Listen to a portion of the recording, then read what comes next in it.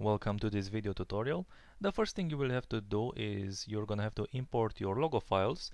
To do this, you can step inside the project window over here, and inside this empty space over here I will double click, and this will bring up the import file window, and now you can select your logos. So I will select a couple of logos here, let's say this one and maybe this one, and I will hit open, and this will now import my files.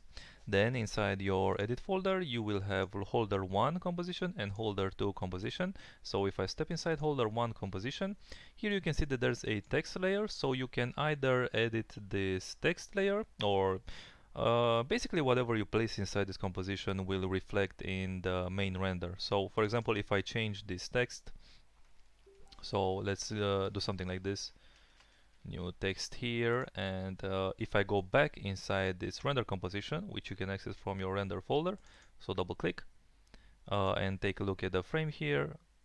Now you can see that the text is updated, and let's take a look at a different frame. Alright, so this is how the text works. And if I go back and I will drop a new logo inside this composition, so I'll grab one of these files that I've imported and I will drop it inside the composition, and I will just delete this text layer. Now you can see this is our logo, and with this layer selected I can press S for scale and I can make any necessary adjustments. Just make sure that it fits your logo, or whatever text you're using fits inside the bounds of this composition.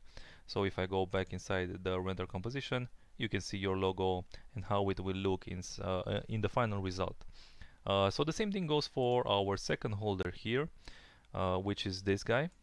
So let's choose a frame here. Alright, and for the final logo here, holder 2, this works exactly the same. I can drop a new logo and delete the previous logo that was there, and with this logo layer selected, I'll press S for scale and rescale this and make any necessary adjustments. And if I go back inside the render, you can see how your logo will look in the final render.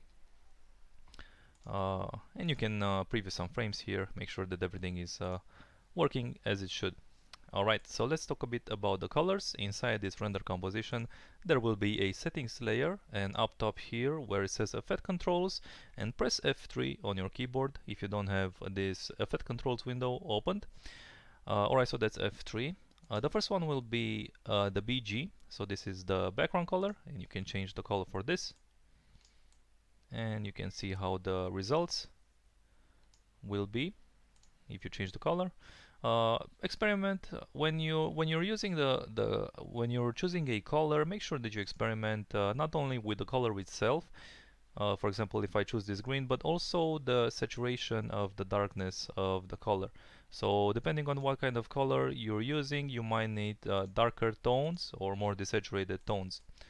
So that's just something to keep in mind. So that's the watch, and then finally we have our logo color as well, which is this logo at the end here, so the rays and logo effects.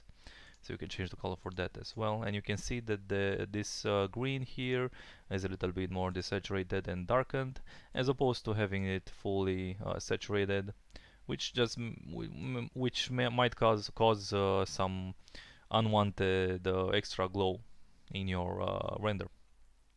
Alright, so experiment with the colors whenever you choose your colors, and then hit OK. So that's pretty much it.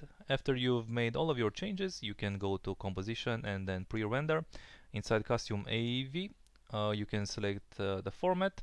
So H264 is usually what I go for, and inside format options you can select you can increase the bitrate to increase the quality of the video.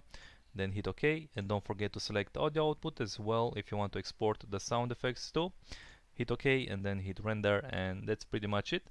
So if you have any questions, feel free to contact me using the contact form on my profile on VideoHive, and I'll get back to you as soon as possible. Thanks for watching.